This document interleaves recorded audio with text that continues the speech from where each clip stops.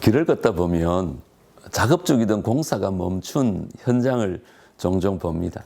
처음에는 멋진 청사진을 보며 시작했는데 또 여러 가지 이유로 몇 년째 멈춰 있기도 합니다. 참 보기 흉하고 안쓰럽기도 하지요. 우리의 인생에도 그런 순간이 있습니다. 하나님이 주신 그 감동을 따라 시작했는데 어느 순간 다양한 이유로 멈춰버린 것입니다. 그럴 때는 다시 힘을 내어 시작해야 합니다. 하나님의 감동으로 시작된 일이라면 포기하지 말아야 합니다. 그래서 먼저는 형통한 삶을 선택하라는 것입니다. 유다 민족은요, 고국으로 돌아와 성전을 재건하기 시작했습니다. 하나님의 감동으로 시작된 일이었습니다. 본국으로 귀환하여서 그 성전을 재건한다면 모든 것이 순탄하게 잘 될 줄 알았습니다. 그런데 주변의 그 공격과 또 다양한 어려움을 만나면서 결국 공사는 중단되었습니다.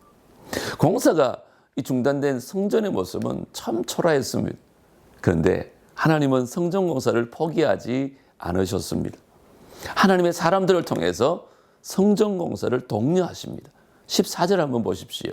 유다 사람의 장로들이 선지자 학개와 이도의 손자 스가랴의 권면을 따랐으므로 성전 건축하는 일이 형통한지라. 유다 민족은 학개와 스가랴의 권면을 따라 다시 힘을 내었습니다. 힘들지만 다시 성전 공사를 시작했습니다. 이때 형통을 경험하게 됩니다. 여러분, 형통이란 단순히 일이 잘 되는 것은 아닙니다. 형통이란 하나님과 함께 하는 것입니다. 요셉처럼 노예로 팔려도 감옥에 갇혀도 하나님의 임재를 경험하고 있다면 그것이 형통한 것입니다. 성전 공사를 다시 시작할 이유보다 멈춰야 하는 합리적인 이유가 더 많았습니다. 하지만 유다 민족은 형통을 택했습니다. 형통을 선택하는 가정이 되시기를 축복합니다. 두 번째는 하나님이 주신 즐거움을 좀 누리라는 것입니다.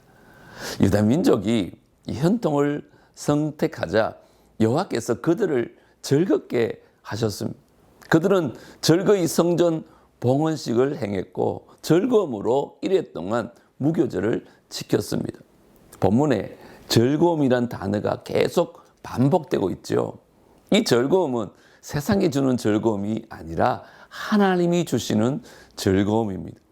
최고의 즐거움은 하나님의 일에 쓰임받은 이후에 주어지는 즐거움입니다. 이 즐거움에 비하면 세상이 주는 즐거움은 참 유치합니다. 하나님은 우리가 진정한 즐거움을 누리길 원하십니다. 그래서 말씀하시고 인도하시고 또 힘들더라도 무너진 곳을 재건하라고 격려하십니다. 그리고 최고의 즐거움은 예배 회복을 통한 즐거움입니다. 유다 민족은 성전을 완성하고 성전 봉헌식을 드리고 속죄제를 드리고 스스로 몸을 정결하게 하여 유월절을 지킬 때 진정한 즐거움을 누리게 되었습니다. 이와 동일한 즐거움이 가득한 가정들 되시기를 바랍니다. 최고의 즐거움은 예배 회복으로부터 주어집니다. 우리 가정의 성전은 늘 점검해야 합니다. 공사가 중단되었다면 다시 시작해야 하고 보수할 것이 있다면 땀을 흘려야 합니다.